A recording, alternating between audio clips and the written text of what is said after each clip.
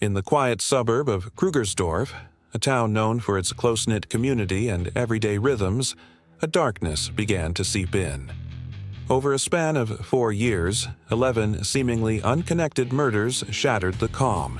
This is the story of the Krugersdorp cult killings, a chilling tale of manipulation, belief, and betrayal, led by one woman whose influence would forever alter the community's history. Our story begins with a single name, Cecilia Steyn. To many, she was simply another resident of Krugersdorp.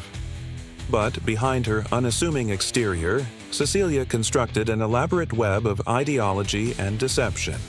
Claiming a divine calling and naming her group Electus per Deus, meaning chosen by God, she transformed ordinary individuals into willing accomplices of her dark designs. What do you think about how easily someone could manipulate an entire community? Let us know your thoughts. Krugersdorp, a town with a modest history and hardworking people, soon became synonymous with terror. Amid everyday struggles and simple routines, a series of calculated crimes began to unfold. Neighbors were left in disbelief as the community was rocked by a sequence of brutal acts, each murder a deliberate step in a chilling plan driven by a hypnotic belief system. If you're finding this story as compelling as we do, don't forget to like, share, and subscribe for more deep dives into untold mysteries.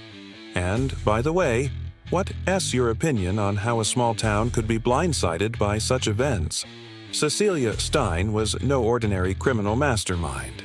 With a persuasive blend of charm, authority, and a carefully crafted backstory, she convinced her followers that she possessed a divine mission.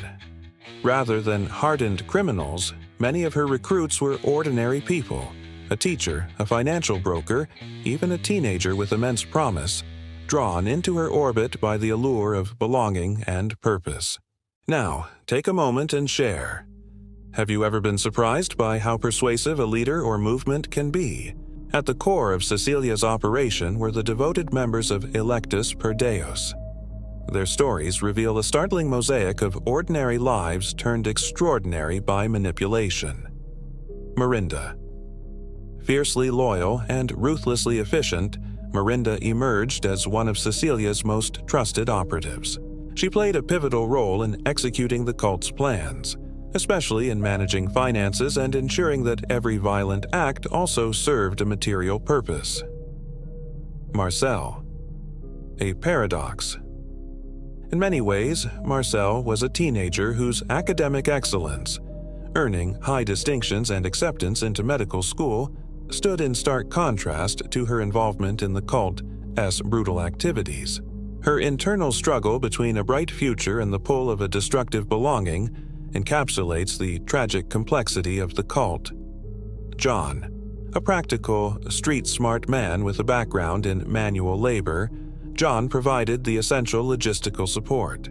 His ability to work discreetly and manage covert operations was key in hiding evidence and facilitating the cult's crimes. LaRue. Charged with enforcing Cecilia's orders, LaRue embodied the physical execution of the cult's dark agenda.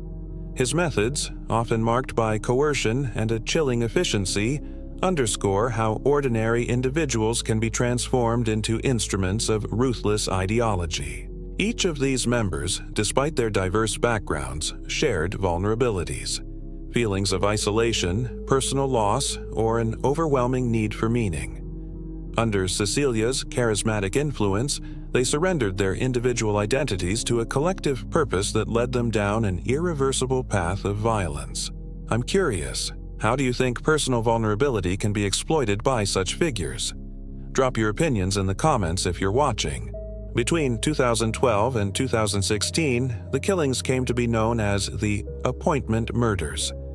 In a community that once prided itself on safety, these heinous acts became a grim reminder that evil can hide in plain sight. Consider the case of Kevin McAlpine, one of the earliest victims, a man known for his kindness and dedication whose untimely death left his family and community reeling. Similarly, Hanley Latagan, an estate agent with a promising future, was brutally taken from his life, leaving behind loved ones in deep sorrow. Each murder was a calculated act, part of a ritualistic pattern designed to consolidate Cecilia's power and instill fear. If you're with us on this journey, please remember to like, share, and subscribe. It really helps us get these stories to more people. And tell us, what is your reaction to hearing about such calculated cruelty? While the details of the criminals and the cult's inner workings are deeply disturbing, it is crucial that we also remember the human cost of this tragedy. Behind every statistic is a life, a friend, a parent, a child. Kevin McAlpine was not just a name in a case file. He was a beloved member of his community, remembered for his warmth and gentle nature. His loss has left a void that continues to haunt his family and friends. Hanley Latigan was a man with hopes and dreams, an individual whose professional and personal life was abruptly ended by an act of cold-blooded violence. His family continues to seek answers and justice for the profound loss they endure. And there are many others, victims whose names may not be as widely publicized, yet whose lives were equally cherished and whose absence is felt every day.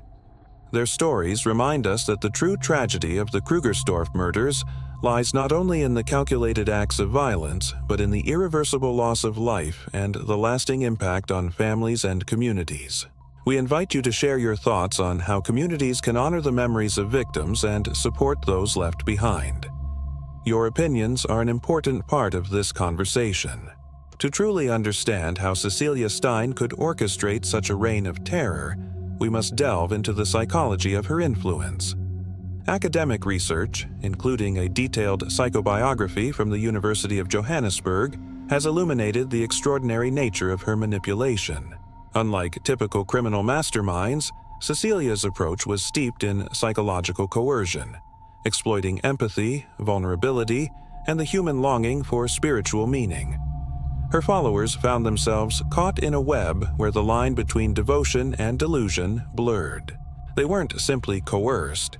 They were seduced by a narrative of redemption and retribution, where personal trauma was interwoven with the promise of salvation. I'd love to hear your thoughts.